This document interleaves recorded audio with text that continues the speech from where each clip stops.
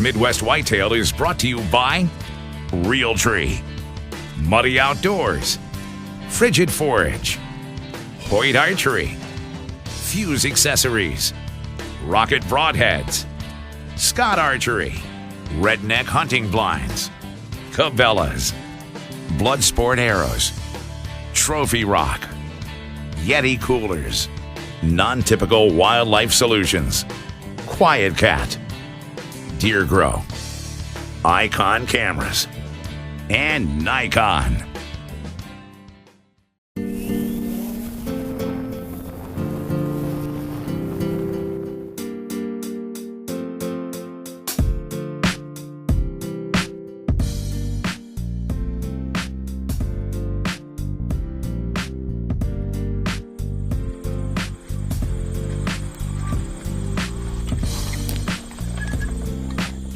Welcome to Midwest Whitetail.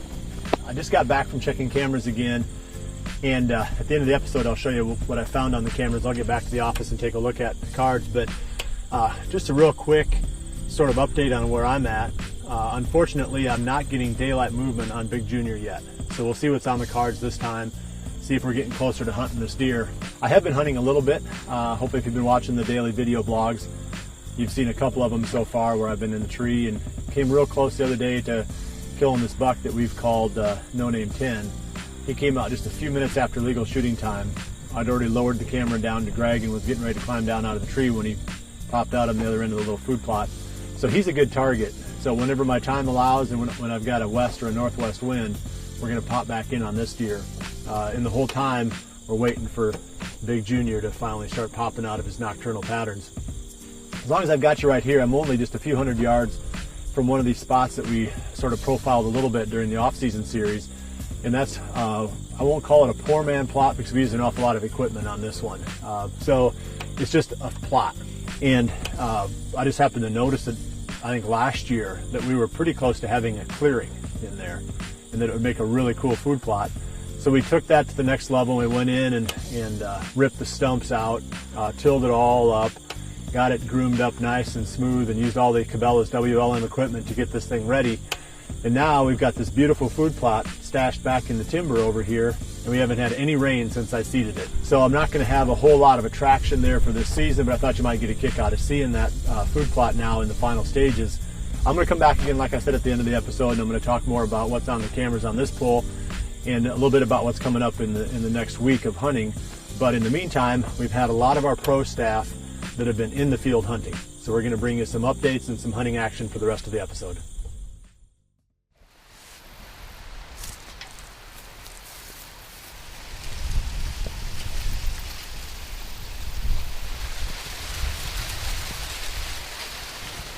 It's October 15th, and Zach and I are back in the stand that I've been having a lot of action in over the past few weeks.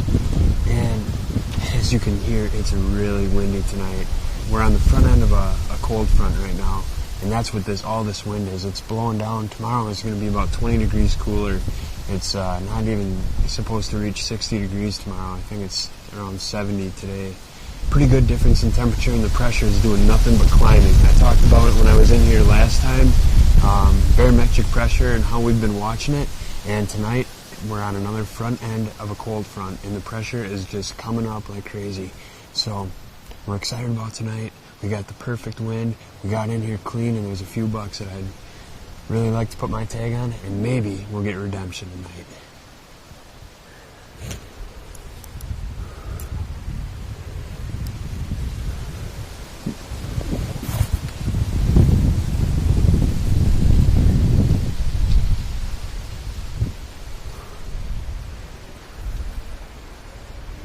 It's a little after 6.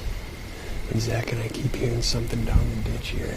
What a lot of these deer do is they work down the edge of that cornfield, and this ditch ends right here, and the ditch head comes around, and they cross right at the head of the ditch. So maybe we can get a buck to do that. I don't know what it is, but there's definitely something down there.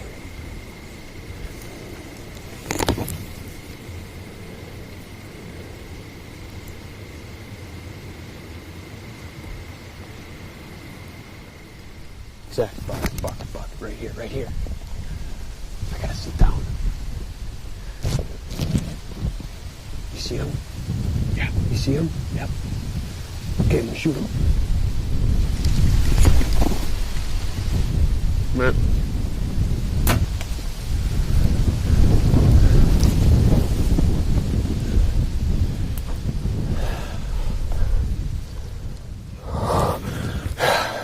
Zach and I were just talking about how things were starting to feel good. This pressure is rising like crazy today, and that buck, I'm sure, was coming in here to freshen up that scrape. I don't know how much pre-roll we got because it happened so fast. Zach said there's definitely a buck coming. I'm not sure which one. Nice job, man. I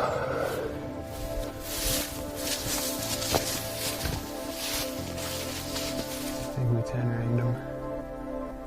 See that? That's all spraying, both sides.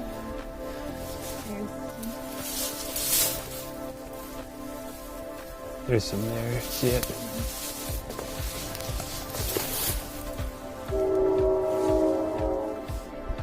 There's a bunch on the sleeve right here. He is just dumping it out right now.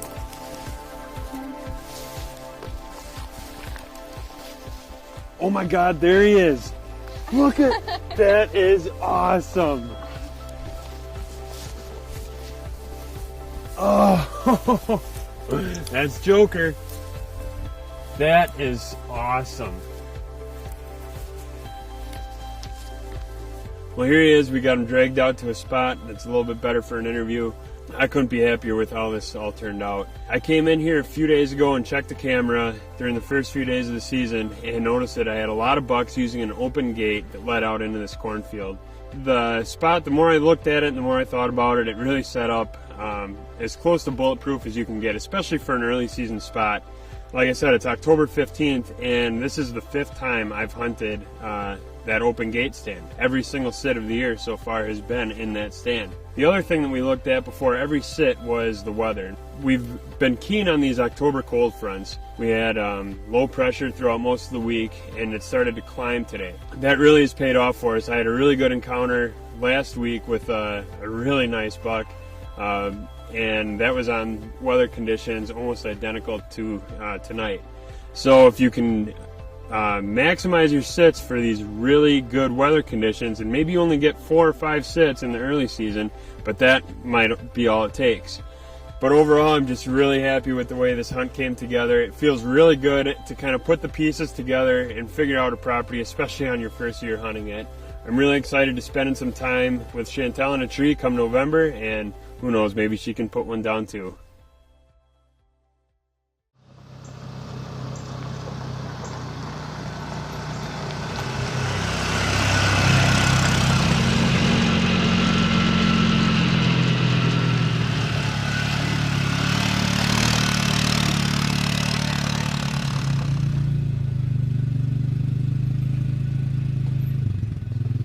Well, we're about halfway in here to where we're going to set this blind up. It's kind of between 2 food plots, but it's always nice when you're driving in and you get a welcome committee.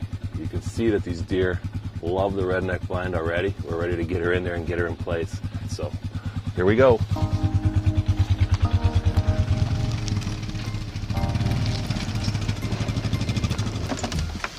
There we go. I think that's your final resting spot right there.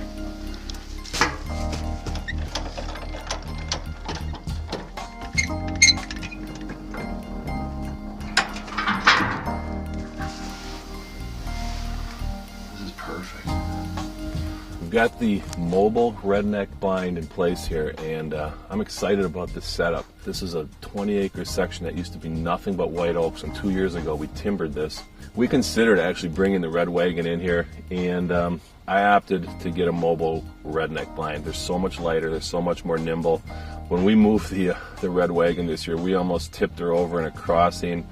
So that's out in the CRP field, and this thing is so mobile that we can move it around during the year. I've got a couple sections of food plots that are fenced right now with a hot zone fence. My dad's got a shotgun tag. If we've got deer coming into one of those spots, we can move this thing a week ahead of time, open up that fence, and those deer won't know any different. So we're excited to have this in here. This is a spot, as I said, we timbered 2 years ago. We've got awesome bedding down here in the bottom. Now we've got this big opening from when they timbered. And the deer are just pouring in here. You can see we had a pretty good bean field in here earlier in the year, and now it's just decimated. But the other thing that's in here, because of the white oaks that are still around here, thousands of acorns. I mean, this is actually, this ridge up here by this food plot is actually a spot that I like to hunt, but you almost need a straight south or straight north wind in here. If you don't, if you get westerly or easterly components, a lot of times those deer, where they come from, your scent starts to blow into those areas.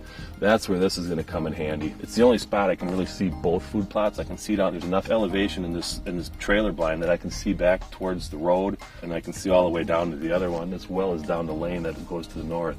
It's a perfect spot. My dad hunted up here in a tree stand with me opening day of shotgun last year, and it was cold. I don't think he was very happy. So if we've got some good deer still coming out during shotgun season up here on the ridge, I promise you this is where my dad will be.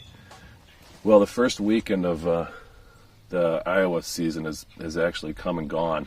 We've hunted up actually in this spot a couple times already this first weekend, and we're kind of hoping to cross paths with Flat Top again. He's still moving daylight, not quite as much. It's tempered off a little bit, but in the middle of September, he was running all over the farm, and lately he's been like kind of up on this knob up here. So we're hoping we can cross paths with him. We were actually a couple nights ago sitting in a stand that's about 75 yards from me, and it's got to be an offspring of Flat Top. He popped out of the other side of this thick brush, and at first I told Aaron, I'm like, it's him, here he comes, and it wasn't him, but it sure looks like him. It looked like a 3-year-old 8-pointer that's probably never going to amount to anything, but he had his head down, he had that same exact frame as Flat Top. I thought it was going to be him. So I'm actually going to set up a couple cameras too that are across this little food plot. It's only, 30 yards across here, and I've actually had one in here, but I want to put it with where I can see actually the redneck blind as well. I want to see what the deer's reaction, if it has any effect on them at all. I really don't think it will. First couple nights, I'm sure they're going to look at it like, when did you get here? But after that, it's business as usual. So in a week or two, we'll pull those cameras and we'll see what's going on in here and decide if it's time to get back in and move in here. So we're excited about it. Should be fun. Season's getting here. This cool weather the last weekend was awesome. It felt good to be in the tree. Another awesome accessory. I think it's great, but I know who's going to love it. My dad. They've got the little console there for sodas and stuff. It's a perfect spot for him to put his sandwiches when he's hunting here during shotgun season. He'll like that.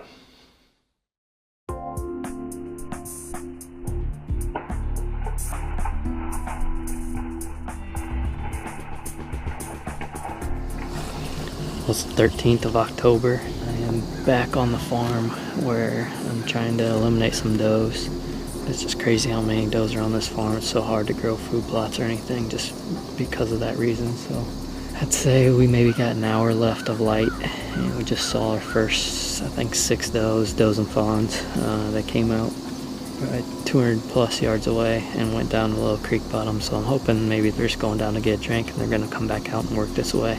But we'll see. There's a lot of deer in this area, so there could be others coming from somewhere. So we'll see what happens. I can see another one coming out right now, so hopefully they work this way.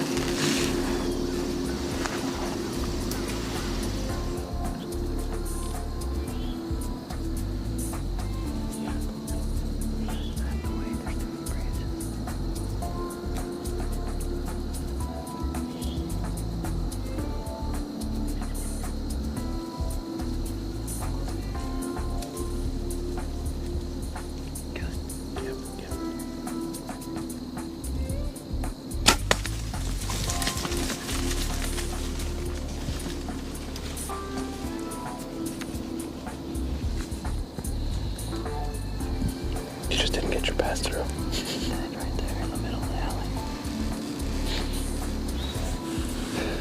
That's what we were wanting to do right there. Might be some cool footage in front of that GoPro that we have running, so that's what we wanted right there. The big group of does finally worked their way out to us. Took a little while to get one to turn broadside, but finally did, and she's laying right in the middle of this little food plot alley, so probably 75 yards away, so she made it easy on us. Here's doe number 7 for Mike and I in the year. It's October 13th. We're obviously going to start targeting bucks here pretty soon, especially this weekend. Cold weather coming in, but So far, we're doing a good job of meeting our goals of reducing the doe populations on these various farms. So, been a fun year so far, but I'm looking forward to targeting some of these bucks here on this cold front coming up.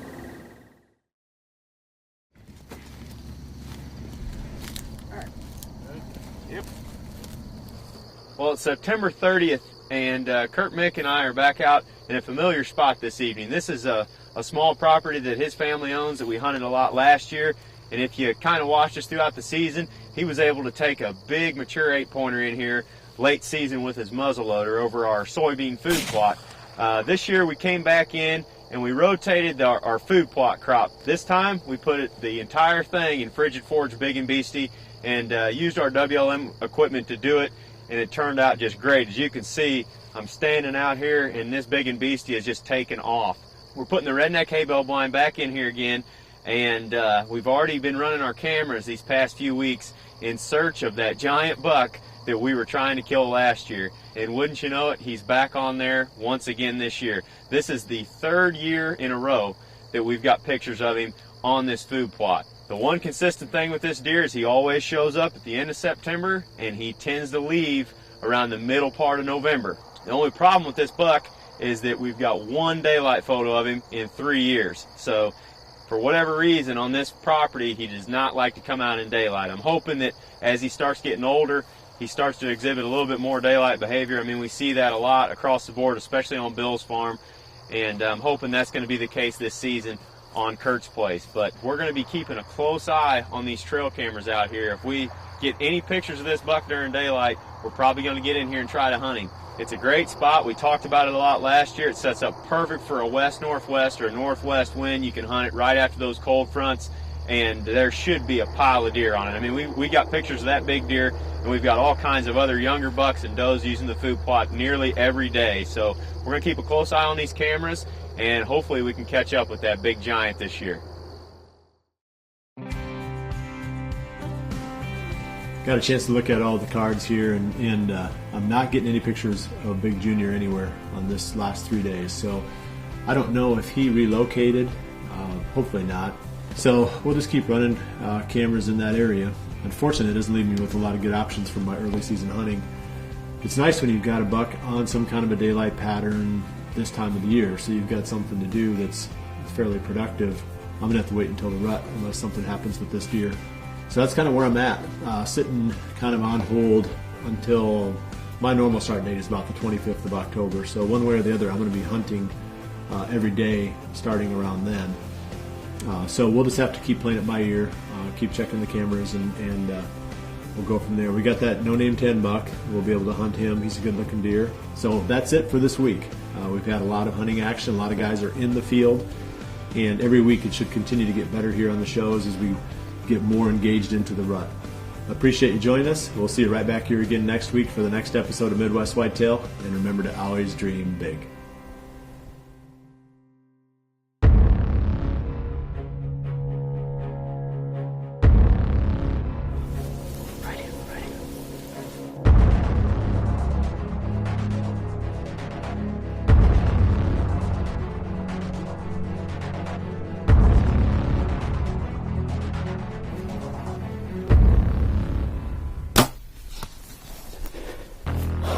I can't believe it.